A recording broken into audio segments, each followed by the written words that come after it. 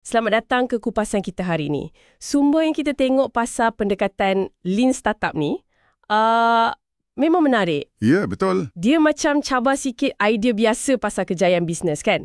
Bukan setakat nasib baik ke, idea gempak atau kerja keras semata-mata? Betul tu. Sebab realitinya banyak startup baru gagal. Tapi sumber ni kata kejayaan tu boleh diurus, boleh dirancang. Boleh diurus maksudnya? Maksudnya, ia bukan sihir. Bukan untuk orang genius je. Ada proses je. Jadi misi kita hari ini nak fahamkan proses ni lah. Macam mana nak handle ketidakpastian bila buat benda baru. Okey, menarik. Jadi, apa sebenarnya Lean Startup ni? Adakah ia cuma pasal bajet kecil, berjimat cermat? Itu satu salah faham yang biasa. Lean kat sini, dia lebih kepada nak kurangkan pembaziran secara sistematik. Pembaziran Bukan duit je lah. Bukan duit je. Yang lagi penting, pembaziran masa dan usaha. Terutama bila kita duk pulun buat benda, yang last-last pelanggan tak nak pun. Itulah pembaziran paling besar sebenarnya. Oh, faham. Jadi fokus dia nak elak buat produk shock sendirilah ya? Lebih kurang macam tu. Dan sumber ni banyak sebut pasal kitaran bina, ukur, belajar. Build, measure, learn. Yang tu.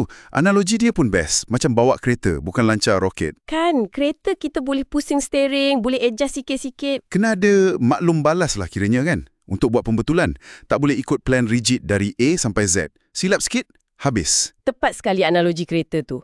Ia berkait rapat dengan jantung Lean Startup. Pembelajaran yang disahkan. Validated learning. Validated learning. Bunyi macam canggih sikit. Dia bukan sekadar cakap, kita belajar dari silap bila dah gagal. Tak. Dia ni kaedah saintifik. Saintifik pasal pelanggan kita, pasal potensi bisnes kita. Hipotesis kita tu betul ke tak? Kita ni on track ke tak nak bina bisnes yang sustainable? Okey. Ini beza sangat dengan apa yang semua panggil metrik sia-sia. Vanity metrics. Metrik sia-sia. Contohnya? Macam jumlah download app berjuta. Tapi tak ada siapa guna pun lepas tu.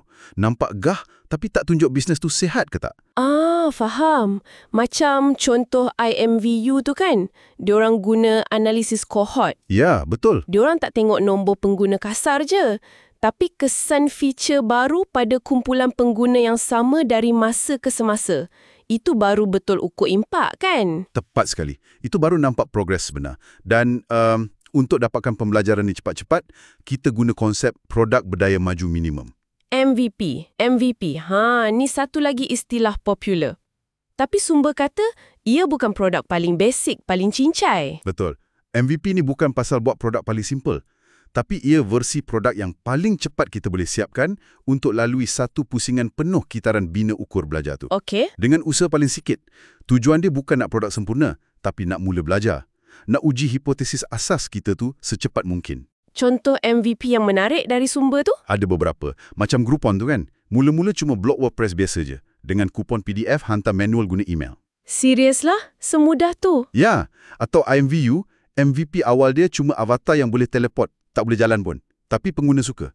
Itu dah cukup untuk diorang belajar sesuatu yang penting. Wah, memang kena beranilah bermula dengan ringkas macam tu. Kena percaya pada proses belajar tu. Tapi, macam mana kalau apa yang kita belajar tu tunjuk kita silap, arah tuju tu salah? Kat sinilah maksudnya konsep pivot. Pivot? Tukar haluan lah ya?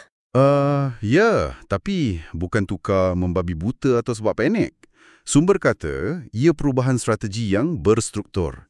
Dibuat dengan sengaja berdasarkan apa yang kita dah sahkan melalui pembelajaran tadi.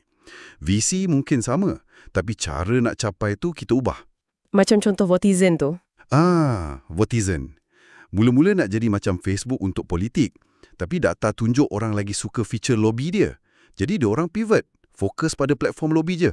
Berani, tapi berdasarkan data. Jadi kalau tak pivot, bila data dah tunjuk kena pivot, itu pun bahaya jugalah kan? Boleh lambat atau... Gagal terus. Betul. Macam IMVU sendiri pun pernah alami fasa tu, lambat nak pivot. Kena ada keberanian nak mengaku hipotesis awal tu mungkin salah. Faham. Ada lagi prinsip penting? Ada. Prinsip kelompok kecil atau small batches. Ni idea dari lean manufacturing, macam kat Toyota. Kelompok kecil? Bunyi macam lagi lambat je. Buat sikit-sikit. Ya, macam tak logik kan? Tapi sebenarnya, kerja dalam kelompok kecil ni bagi kita kitaran maklum balas lagi cepat. Lagi cepat? Macam mana tu? Kalau ada silap, kita kesan awal dalam kelompok kecil tu. Bayangkan kalau buat satu kelompok besar, dah siap semua, baru perasan ada silap besar ke awal-awal. Lagi banyak kerja nak betulkan, kan? Oh, make sense juga. Macam IMView tu, diorang buat continuous deployment. Hari-hari ada je perubahan kecil, diorang push live dan terus ukur kesan dia. Belajar dan baiki jadi sangat pantas. Jadi, kalau nak simpulkan, Sumber ni nampak keusahawanan tu bukan macam seni misteri lah. Bukan. Ia satu disiplin pengurusan. Boleh dipelajari. Guna kaedah saintifik untuk urus ketidakpastian, fokus pada belajar benda yang sahih, bukan agak-agak aja. Cepat. Dan kena berani ubah haluan, pivot, bila bukti tunjuk jalan lain lagi bagus. Pendekatan ni bukan untuk startup teknologi je tau. Oh ya? Sesiapa saja yang terlibat dalam inovasi, dalam projek baru yang penuh tak pasti. Syarikat besar ke, NGO ke, kerajaan pun boleh guna. Ia macam set alat untuk inovasi. Baiklah. Jadi sebagai penutup, mungkin satu soalan untuk pendengar kita renungkan. Silakan. Macam mana agaknya kalau anda mula ukur kemajuan dalam kerja ke, projek ke, bisnes ke, bukan lagi ikut berapa banyak tasyap atau berapa banyak feature dah buat, Tapi ikut apa?